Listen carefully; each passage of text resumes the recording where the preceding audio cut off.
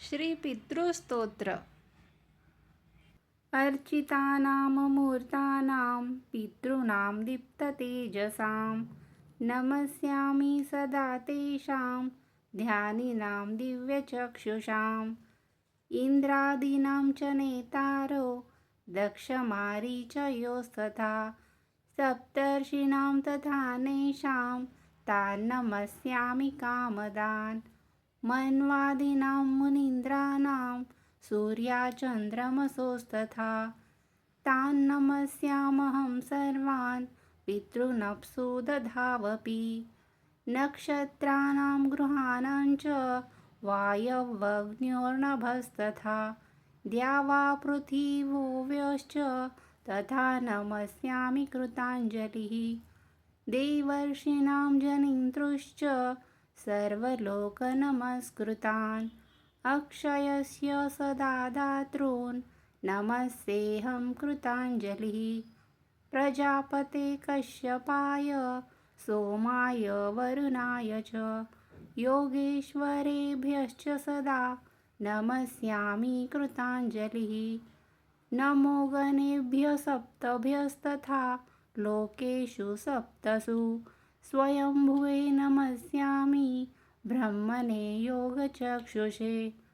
सोमाधारान् पितृगणान् योगमूर्तिधरांस्तथा नमस्यामि तथा सोमं पितरं जगतामहम्।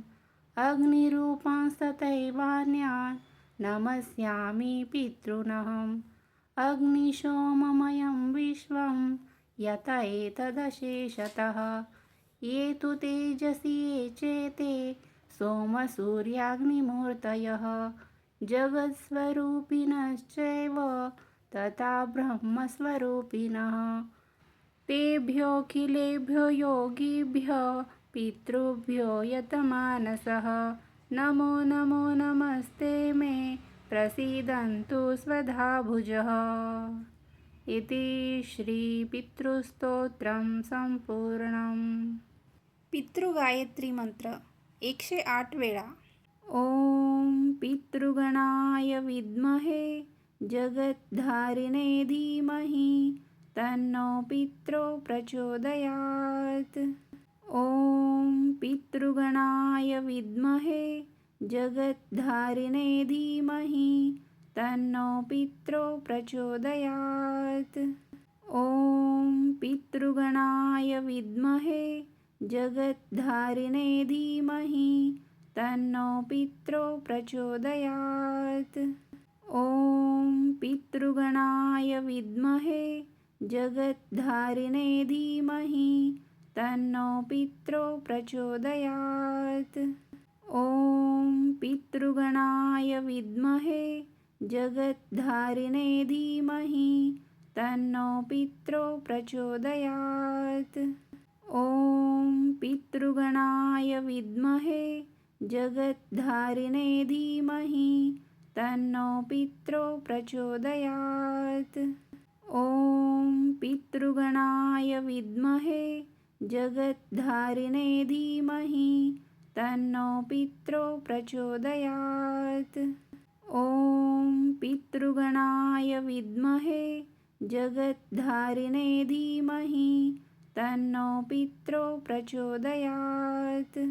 ओम पितृगणाय विद्महे जगद्धारिणे धीमहि तन्नो पितरो प्रचोदयात्।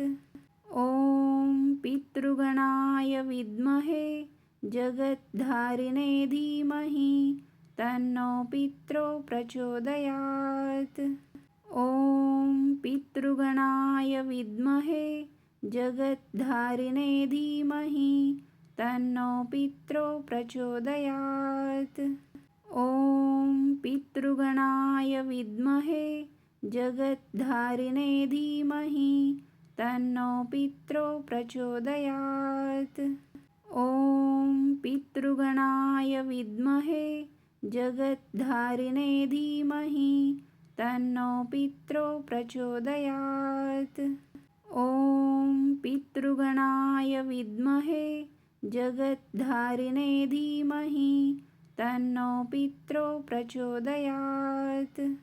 ॐ पितृगणाय विद्महे जगद्धारिणे धीमहि तन्नो पित्रो प्रचोदयात्।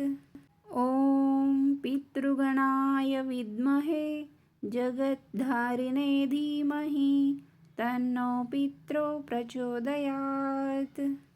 ॐ पितृगणाय विद्महे जगद्धारिणे धीमहि तन्नो पित्रो प्रचोदयात्। ॐ पितृगणाय विद्महे जगद्धारिणे धीमहि तन्नो पित्रो प्रचोदयात्।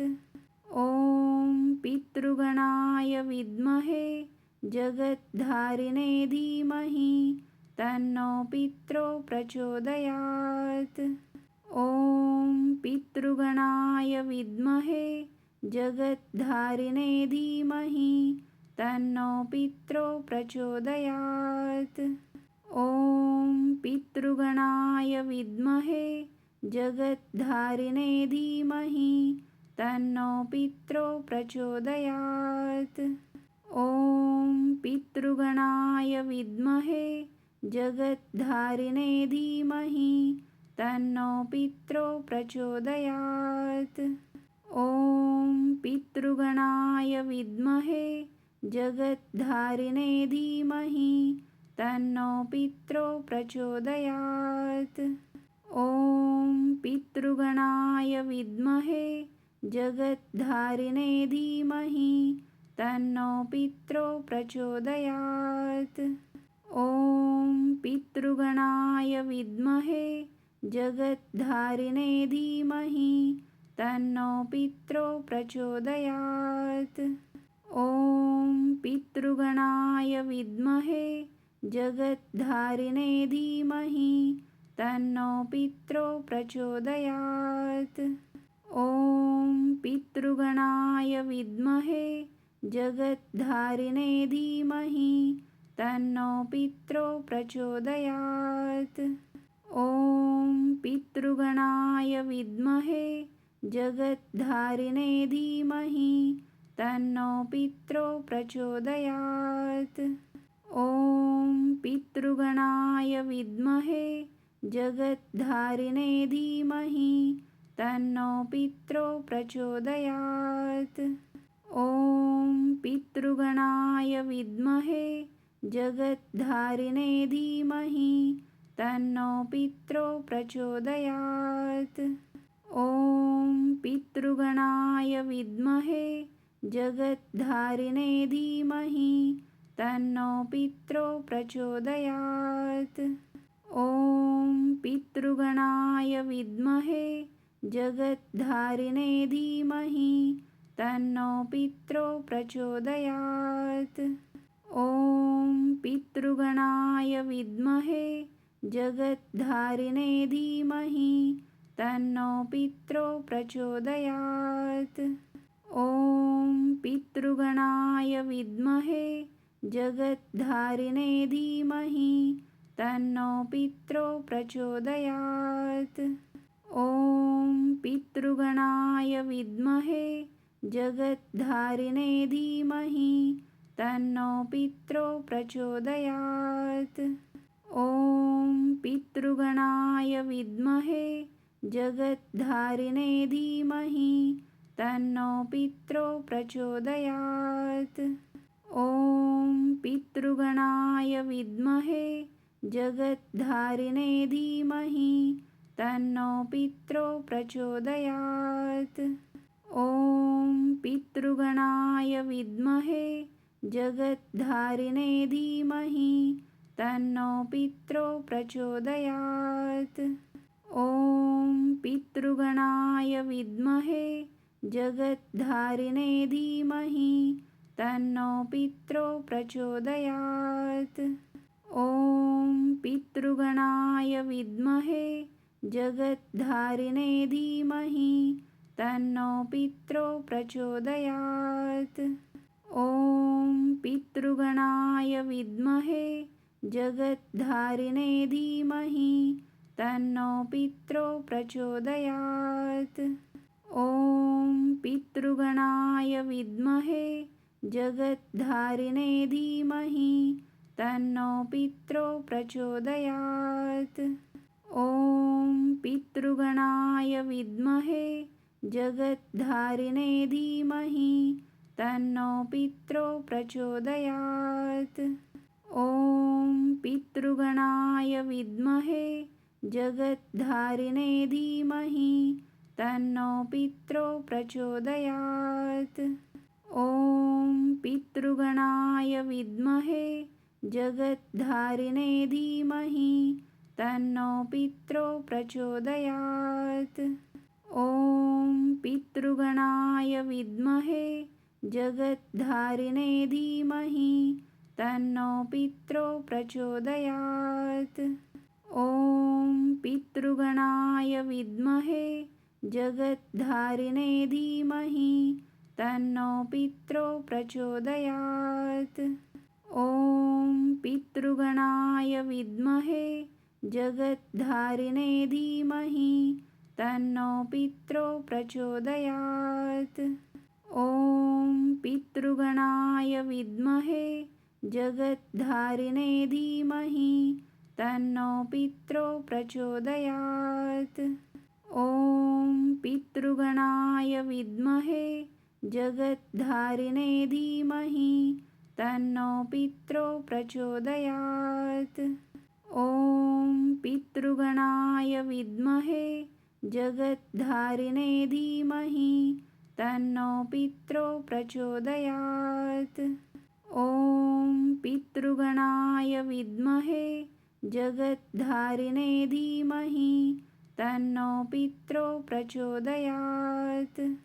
ॐ पितृगणाय विद्महे जगद्धारिणे धीमहि तन्नो पित्रो प्रचोदयात्। ॐ पितृगणाय विद्महे जगद्धारिणे धीमहि तन्नो पित्रो प्रचोदयात्। ॐ पितृगणाय विद्महे जगद्धारिणे धीमहि तन्नो पित्रो प्रचोदयात्। ॐ पितृगणाय विद्महे जगद्धारिणे धीमहि तन्नो पित्रो प्रचोदयात्। ॐ पितृगणाय विद्महे जगद्धारिणे धीमहि तन्नो पित्रो प्रचोदयात्। ॐ पितृगणाय विद्महे जगद्धारिणे धीमहि तन्नो पित्रो प्रचोदयात्। ॐ पितृगणाय विद्महे जगद्धारिणे धीमहि तन्नो पित्रो प्रचोदयात्। ॐ पितृगणाय विद्महे जगद्धारिणे धीमहि तन्नो पित्रो प्रचोदयात्। ॐ पितृगणाय विद्महे जगद्धारिणे धीमहि तन्नो पित्रो प्रचोदयात्। ॐ पितृगणाय विद्महे जगद्धारिणे धीमहि तन्नो पित्रो प्रचोदयात्। ॐ पितृगणाय विद्महे जगद्धारिणे धीमहि तन्नो पित्रो प्रचोदयात्। ॐ पितृगणाय विद्महे जगद्धारिणे धीमहि तन्नो पित्रो प्रचोदयात्। ॐ पितृगणाय विद्महे जगद्धारिणे धीमहि तन्नो पित्रो प्रचोदयात्। ॐ पितृगणाय विद्महे जगद्धारिणे धीमहि तन्नो पित्रो प्रचोदयात्। ॐ पितृगणाय विद्महे जगद्धारिणे धीमहि तन्नो पित्रो प्रचोदयात्। ॐ पितृगणाय विद्महे जगद्धारिणे धीमहि तन्नो पित्रो प्रचोदयात्। ॐ पितृगणाय विद्महे जगद्धारिणे धीमहि तन्नो पित्रो प्रचोदयात्। ॐ पितृगणाय विद्महे जगद्धारिणे धीमहि तन्नो पित्रो प्रचोदयात्।